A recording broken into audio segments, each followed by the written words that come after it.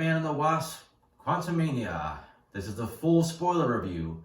I have a review up on my blog, soundedbettermyhead.com. I pretty much kept that spoiler free, so if you want to check that out first or after or whatever, go for it. I ended up giving this a 2.5 out of 5. It was getting mixed to negative reviews going in. It was supposedly one of the worst MCU ratings, right next to Eternals. I did not think this movie was that bad. It was by no means great. It was just entertaining while I was there. I thought it got off a little janky. I didn't really care too much for the little voiceover section with Scott, but I think that kind of started clicking, and the movie pretty quickly got to them going to the quantum realm. So it got to the point pretty quickly, and I pretty well halfway to 3/4 through the movie, I'm like, you know what? I'm not having a bad time. I don't know what the reviews were saying. The movie definitely had some issues, but I wasn't having a bad time. But I also wasn't like blown away by anything. There really wasn't a lot of surprises. If you watched the two trailers, you got the gist of the movie pretty much. You know, it wasn't too much extra. I mean, it was they access the quantum realm. Janet tries to warn them not to. It's too late. They get stuck down there. They run into Kang. He wants Scott to get something for him, or he's gonna, make him pay. So Scott has to try to get it for him, and they end up fighting Kang. And that's basically the movie for the most part. There's a lot of CG. All the environments, all the creatures, everything pretty much down in the quantum realm is CG. I think it works best when it's all you're seeing. I mean, the CG is pretty solid. It's way between great and like really good video game quality, but it's consistent with everything on screen until you throw the live action characters in there. When they're riding on top of like a flying beast or doing whatever, they tend to stand out a little bit too much because they're really there on a green screen somewhere and everything else is fake. I thought MODOK looked super cheesy. I know he's a pretty bizarre design. The metallic mask he was wearing initially was just okay. It wasn't horrible, but I didn't really like it that much one way or another. When you actually see the Darren Cross face, it looks stupid, I have to admit. Because it looked cheap. It looked like somebody threw together like amateur. Because you had this decent looking CG body with this kind of stretched, fairly photorealistic, but it looked like someone just stretched a photo of his face. Obviously it can move, but they just kind of stretched a real photo and put it on a cartoon body, and it just did not look right.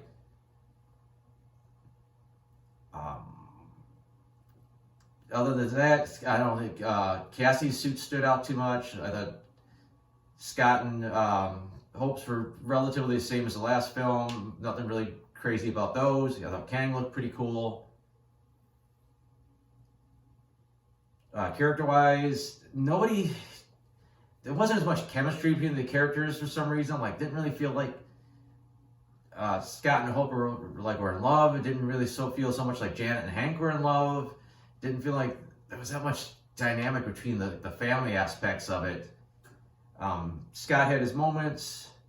I really liked him basically willing to sacrifice himself at the end of the film. I thought that was his best emotional stuff. Thought Janet was strong throughout the film. Michelle Pfeiffer did a great job. That's a small complaint I got also is you're trying to get this story go. The story kind of gets pretty quickly to the quantum realm, but it takes a long time before Janet finally tells everyone what the hell is going on. So you really figure out the stakes and what the deal is, and you kind of already from the trailers like, okay, it's Kang, and it takes so long to get there. It's like pulling teeth to get Janet to spill any details on what the hell is going on. Kang himself, I thought Jonathan Majors did a great job. Not sure how I feel about the fact that he may or may not. Well, if he's not dead, that's great. He'll be back. They did kill him off. I don't know if I want to see a third version of a major Kang. If you want, I guess I'll jump ahead to the mid-credit scene. You see apparently what will be the Council of Kangs and a couple different versions of Kang, like what seems to be a Mortis and was it Pharaoh Tut, the the Egyptian version. I don't know how I feel. It was fine seeing them, but I don't know if I want to see that group as the main Kang going forward, or we get the old Kang or a different Kang. I don't know how many versions I want to see Jonathan Majors play at this point without it being just too kind of redundant. You start running into like Harry Wells from the Flash territory, which is a different version, every time. But his version of this was strong. I liked him. He's menacing, but he was kind of calculating. So, just great job in general. And him, the first Ant-Man had a lot of comedy. I thought the second one overdid it too much. This one's kind of even less than the first two, for better or for worse. I think it's could have used a few more jokes, but it did help that when there was jokes, they kind of popped a little bit more because it wasn't just nonstop comedy. So I think it kind of helped some of them sell a little bit better.